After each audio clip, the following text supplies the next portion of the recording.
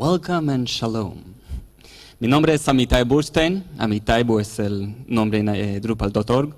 Tengo una empresa en Israel, Tel Aviv, que se llama Gizra.com. Es una chica empresa, somos mi socio y yo y 4 otras empleadas. Quise agradecer a Pedro. ¿Está acá, Pedro?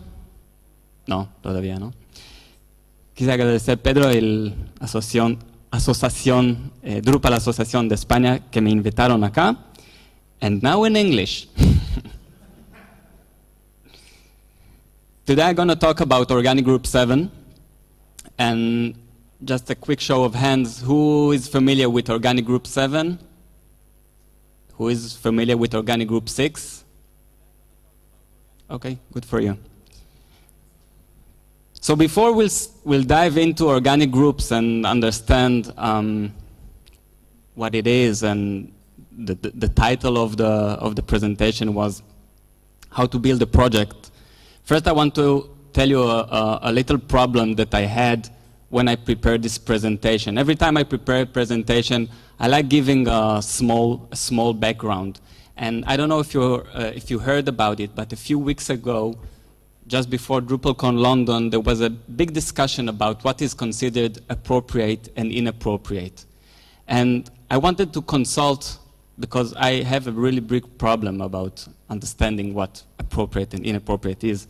So I went to consult the DrupalCon website, and there is a section telling us what is expected of us. Basically, it tells us that Drupal has a wide variety of people with different backgrounds, different religion, different political backgrounds, and so on.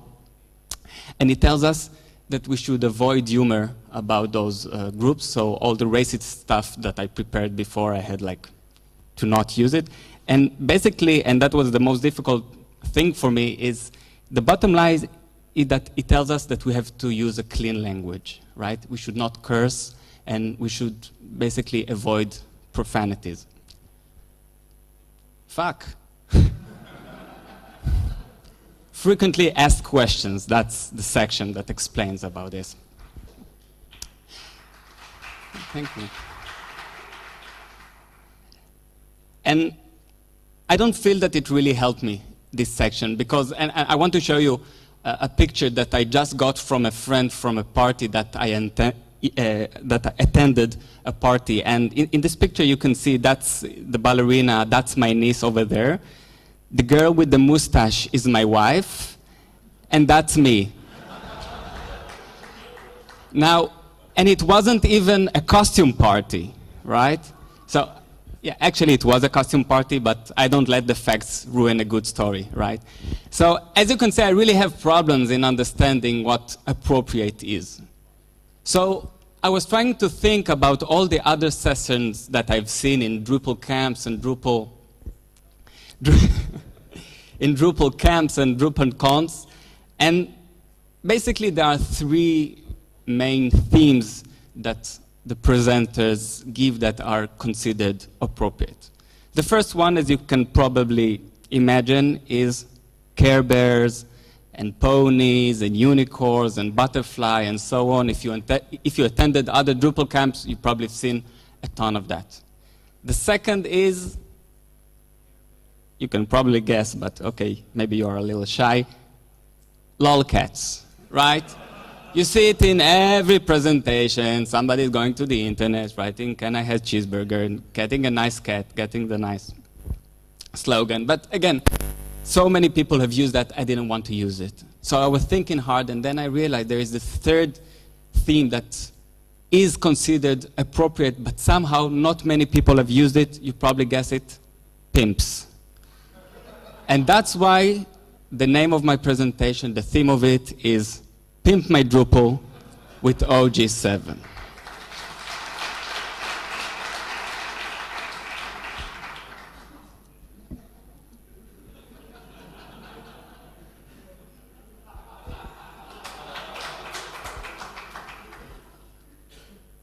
You say okay? Yeah.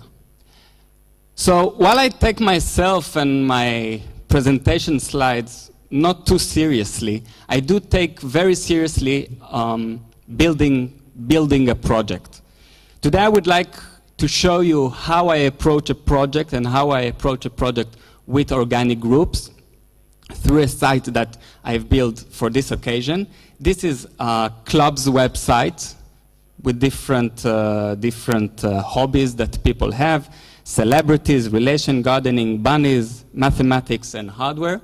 And we will see how when somebody goes into the website, they see different content depending if they are anonymous or authenticated, and if they are a group member or not a group member. So this anonymous user, he just entered the website. This is the home page. Now the user will log in.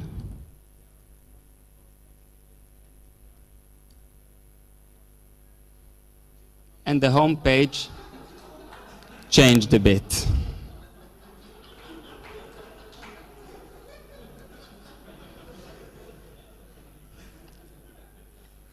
So for example, I will go to gardening.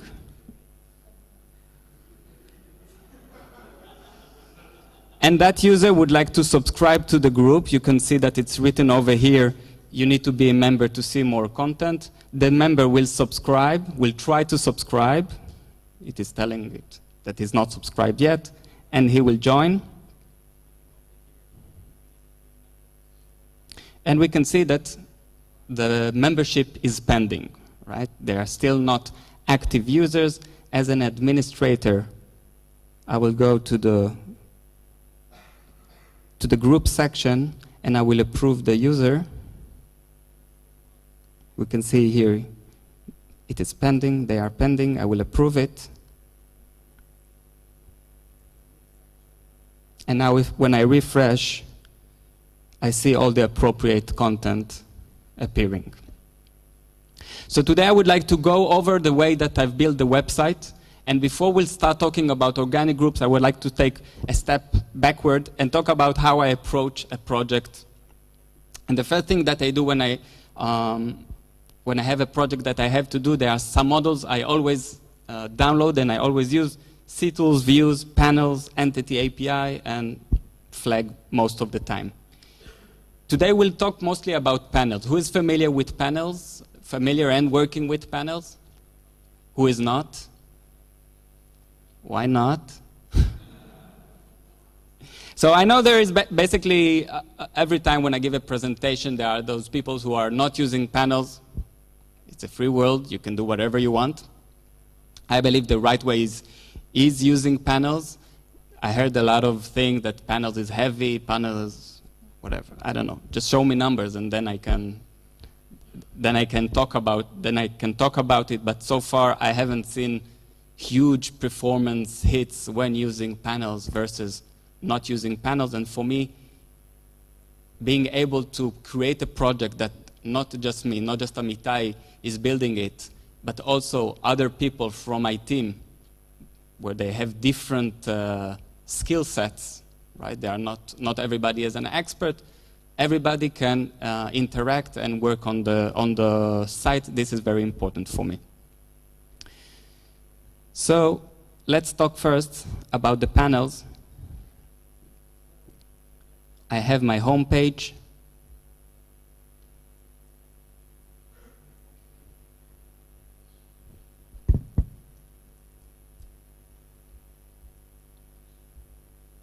Okay.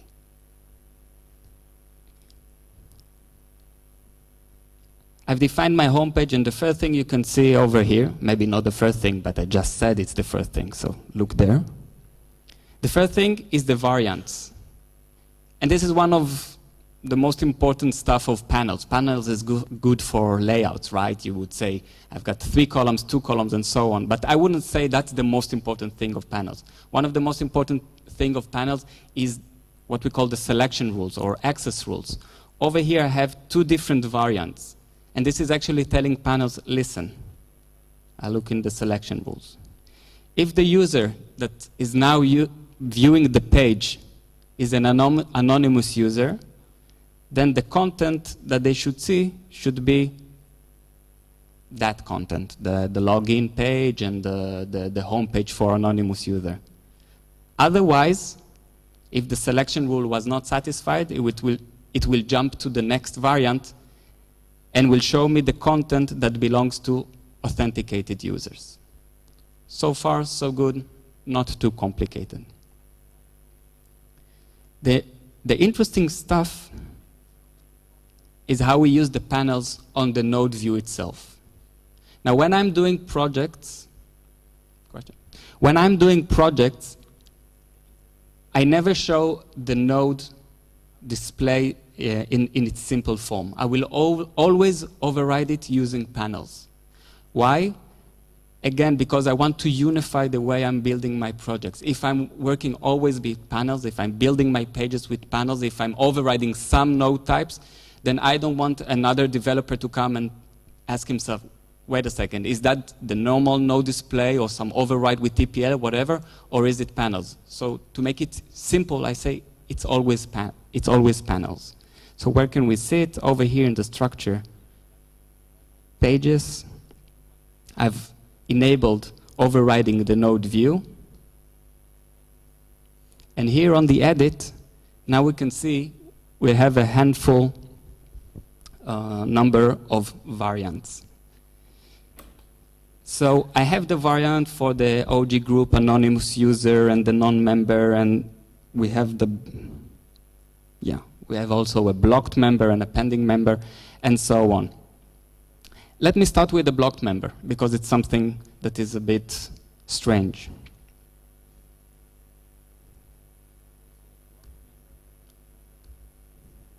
We've seen when the demo user, he was in a pending state, and now he's in active state. I can also block a user in organic groups. Now the user is blocked. If I come back here, I will get an access denied.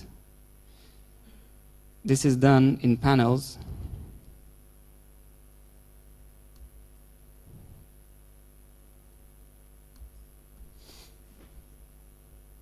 Like this I can see better. This is because this panel is not a normal panel. This is what's the name? I forgot. This is an HTTP response.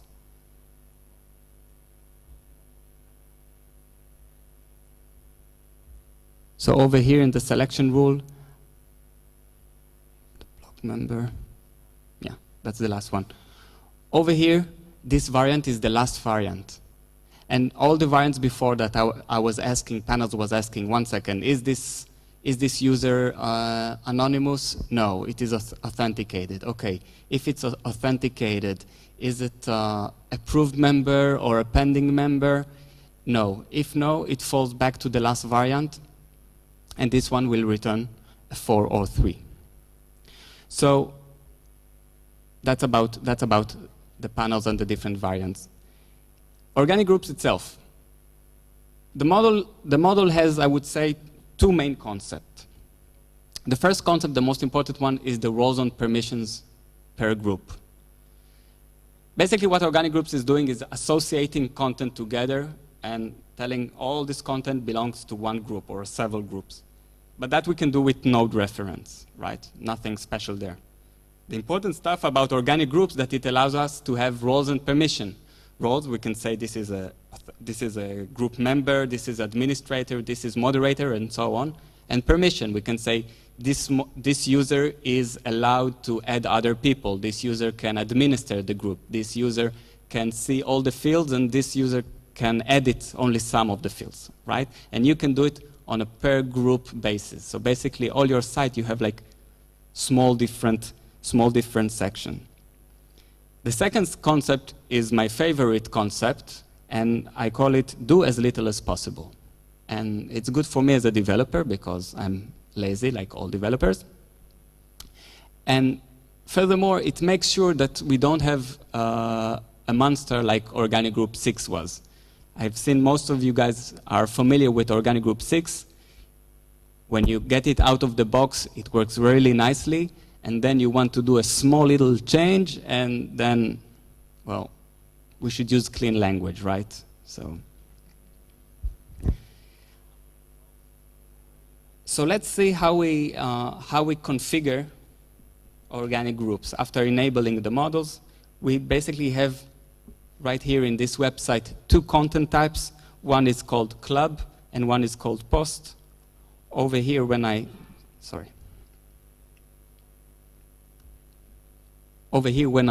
defined the content type, I just said this is a group type.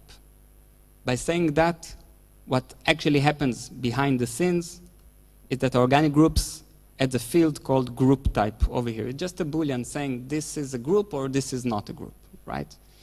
Organic groups is heavily using the entity API and the fields in core of Drupal 7. The content type post,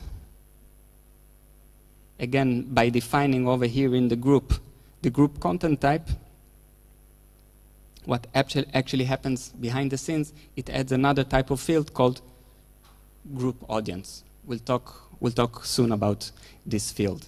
Furthermore, there are different fields that we can add. For example, the group content visibility, meaning is it a private content only members of the group can see, or is it something public? All that can be defined over here in the configuration. In one of the screens with the worst UI I've ever done, organic groups field settings, I'm able to say I would like to add to the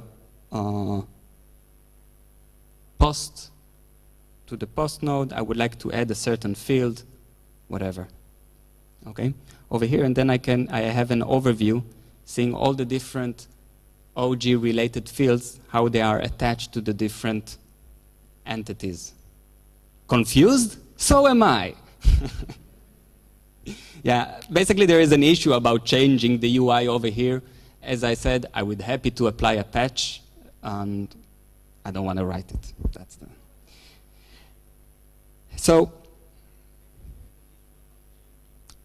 today what I would like to go over, and this is something, it's pretty new. It's not even, usually when I'm presenting, I'm showing the dev version. Now this is even not the dev version, it's the dev version, right? I've just created a new branch in Git because it's a big feature. It's still not on the dev. The idea is having multiple group audience, and each group audience you can define which membership type it will have. Don't worry, I will explain. What is a membership type? A membership type is the membership type. A membership type is how a user is connected to the group. Okay? So if I would like to be a member of the celebrities group, I can be just a member, right? That I will call it a default member. But maybe I can have only the expire membership type. A membership, the OG membership, this is actually an entity. Okay? I'm getting technical here. This is actually an entity describing the way a user is associated with a group. So an entity, an OG membership entity will say user ID 20, Amitai, is related to group ID 1, and the type of the membership is not default, it's expire. Okay, that's the membership type. Now the advantage of using entity for describing a membership type is that we can attach different fields to that entity. So the expire membership type over here has 2 fields that we can see. First is a date field, telling us when this membership type will expire. The second is the request message, how when a user applies for a membership, they can write, I would like, please approve me. And I can add different fields as well. For example, my phone number. Let's just add the text field so it will be nothing fancy.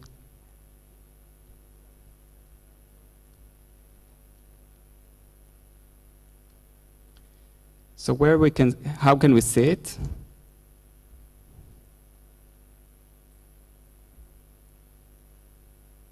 I'm still blocked over here.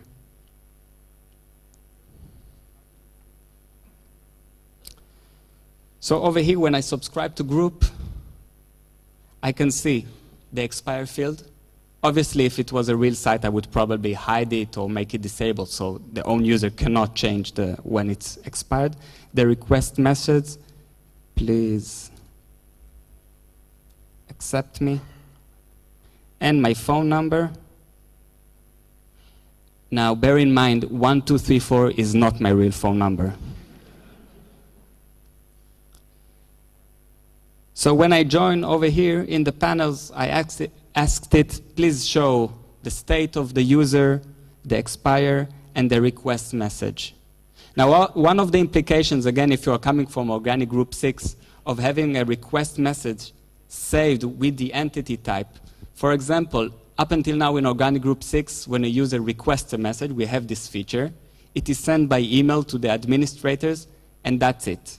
So if the email didn't work, or there is a new administrator, or 1 year from now you would like to see what the user asked, you don't have this information. It is lost in the cyberspace, right?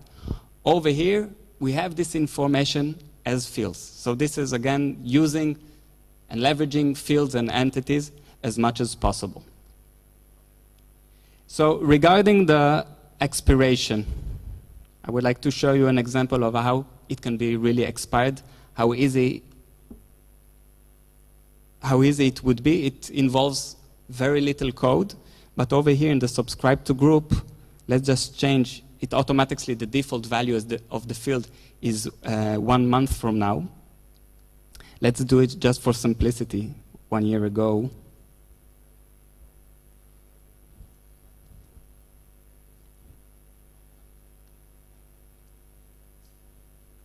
So that's the date it will be expired. Okay, right now you can see that this user's membership is pending. Okay, let me just approve it, so we'll have an approved membership.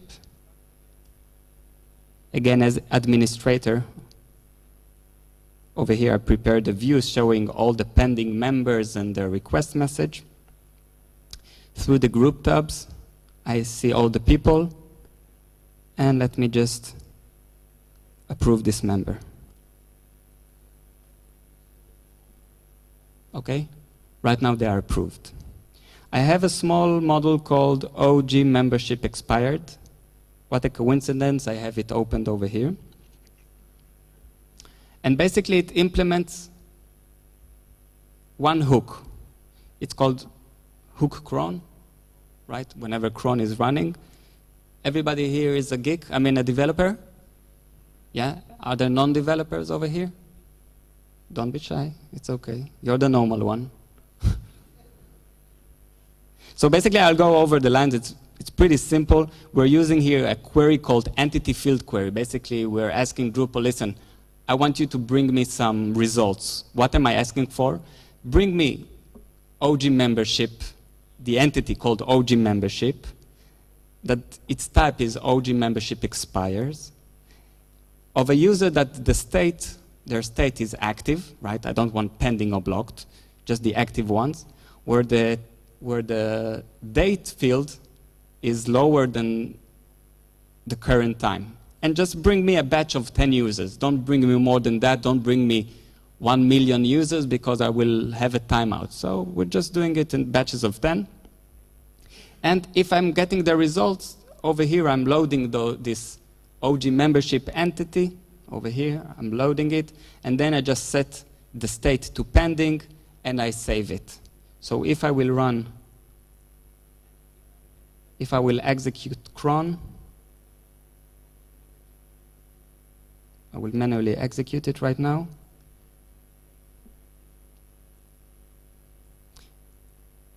And if I don't have a bug, oh, you're so excited, I'm so happy. Thank you.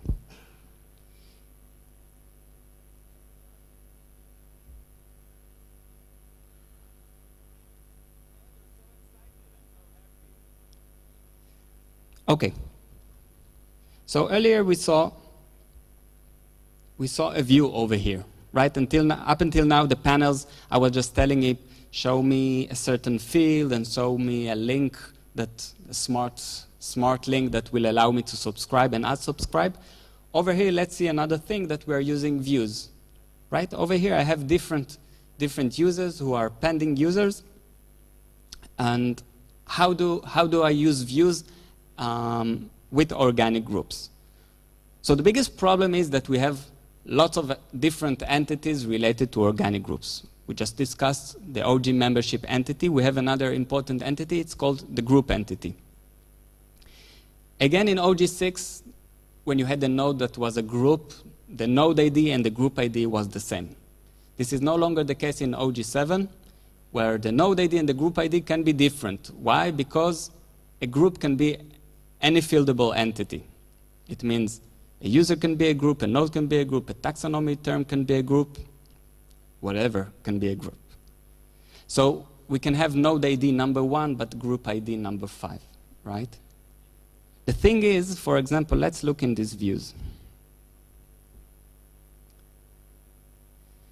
This view is querying the user table, and what I did, I added as a relationship the group membership over here, and I'm showing 2 fields, the username and the user request, the request coming from the OG membership entity.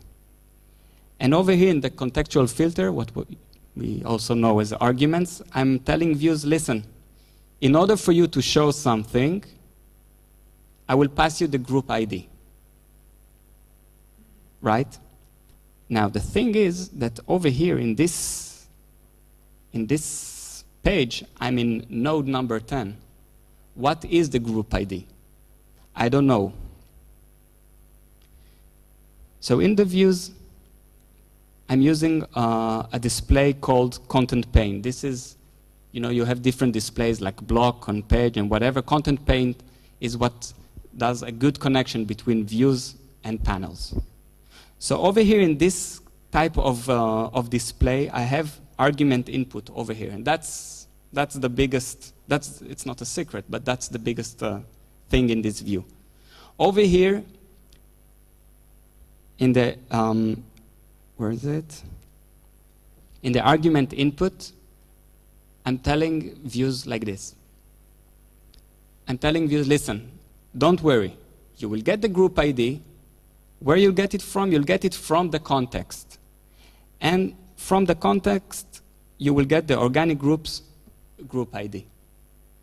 This means that now it's the responsibility of panels to pass on the correct group ID to views in order to show it.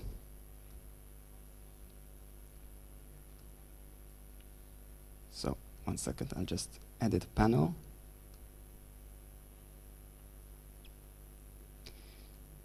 So how do I do it? Again, this is thanks to integration between organic groups and CTools and panels.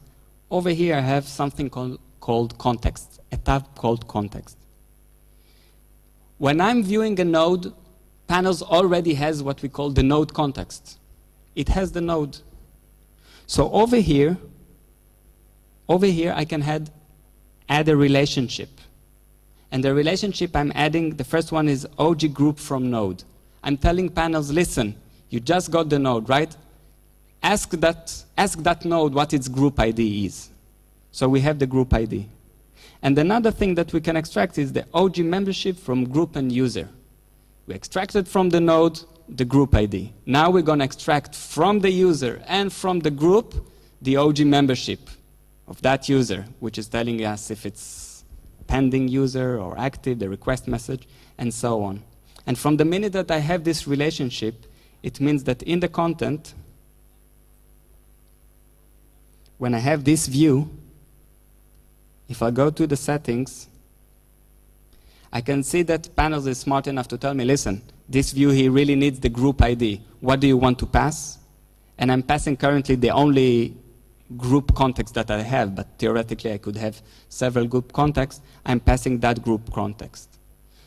So again, even if you're a developer, but certainly if you are a non-developer, you don't need to get into code just to extract all this information, and you can pass it on from panels into views.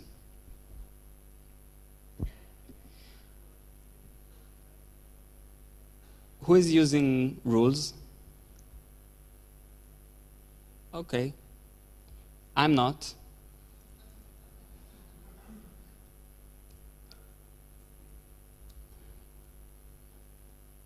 Sorry, forgot to enable it. I have a love-hate situation with rules, and I often talk about it with Fago, Wolfgang Ziegler, the author of rules. I'm using, in the code itself, in organic groups, I use a lot of code from entity API and entity metadata, which is, again, Fago's model that leverages and extends the capabilities of entities in Drupal 7. My problem with rules is, if you're a non-developer, certainly you should use it. If you're the only developer, certainly you should use it. My problem with rules is it's very easy to abuse the system, right? So you would say, listen, if I want to send an email, I will use rules, but if I want to send an email and flag the content and delete something and notify the member, that's starting to be sometimes an abuse of the system. So again, I'd like to unify the way I'm working on my projects, so other developers that don't have to ask themselves, this action, is it happening through rules or through code? That's why I said no rules, we're just using code.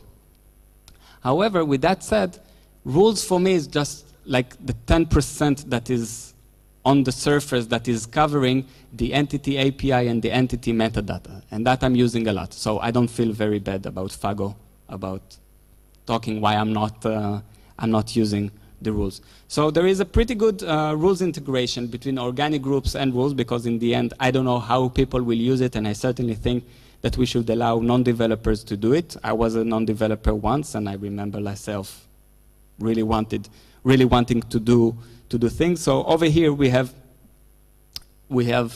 different rules configuration. For example, the OG expire model, which is mostly an example model, right? Because it's so easy to create it. It has a rules. It is saying, listen, after updating an existing OG membership, after existing OG membership entity, if so, just check that the type is expired and the user is pending, and that the membership, the entity type is actually talking about the user, and if so, just notify the user that they are now pending members. So you should certainly have a look in rules to learn a bit more about the capabilities that you have.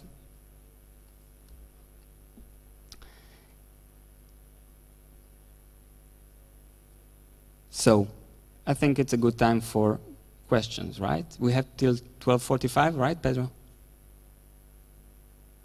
Questions.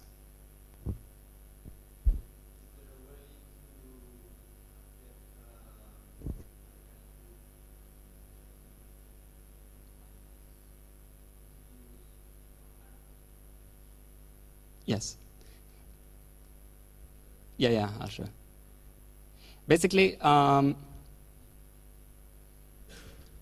you don't have to use panels, right? This is just the way I think is the correct way, and that's why I teach that way. If you would like to extract, for example, the group ID from the node by yourself, then you'll have to use the organic groups API. You have OG get group, where you pass the entity type saying node, the entity ID saying 10, and as a result, you get the group. And from that, you can pass it on with code to views itself. There is, maybe there is a... Yeah, there is a default argument for OG context. I don't remember if it's in or there is a patch or something, but if there isn't, I'd be happy if you can write one. And there is a model called OG context, basically, and this is checking like what group am I seeing right now, so you can extract it from there.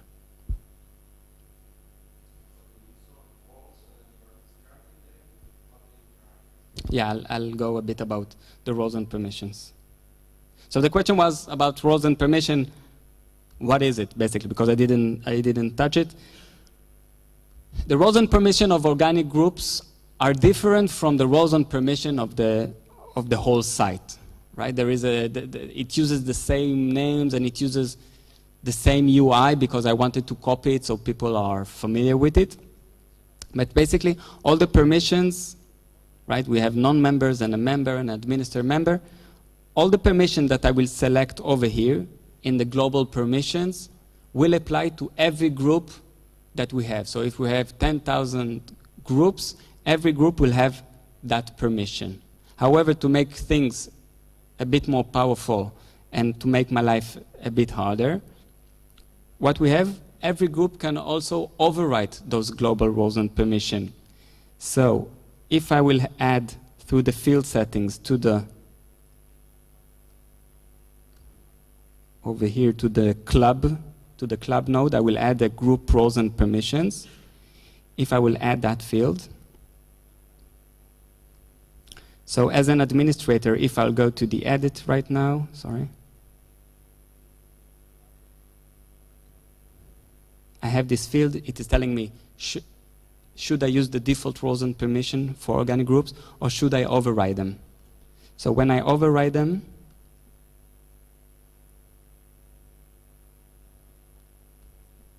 right now in the group itself, I can define different roles only for that group. Relations, admin. And I can define different permission only for that group. So if we have, for example, a node that belongs to several groups with different permissions, OG is smart enough to go and check in if each group, if that user has permission to do, I don't know, an action to edit a node, for example, and if they have a permission in one group, then it's granted that they are, there is access to that node.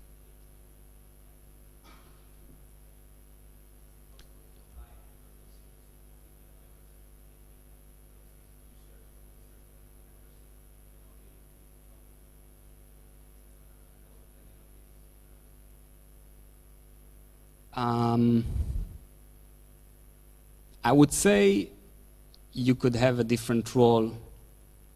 You could define a different role, and then you should assign a role to the user according to the membership type. Basically, I would also want to change. This is something in my plan of changing, that I would like to entitify. I don't know how to say it. To make an entity out of the organic group roles. So even the roles are fieldable. So if we were saying, for example, like the expire we just saw on the OG membership, we can expire a certain role after some time. So if, for example, a user will have admin role for 1 month, then it will expire. But now this is too many entities, maybe it's, I don't know. Yes.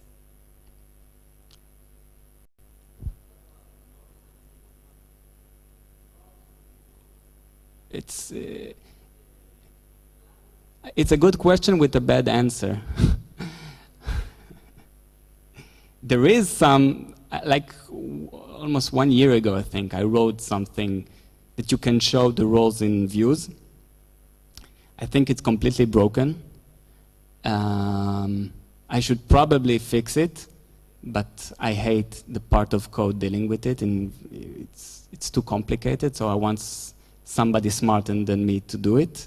So I told you I'm a lazy developer, right?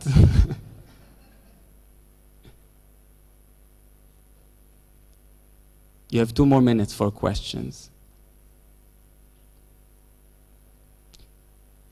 But you have to ask them. You can't move for 2 minutes. Yes. Yeah, of course. Okay, guys. Muchas gracias.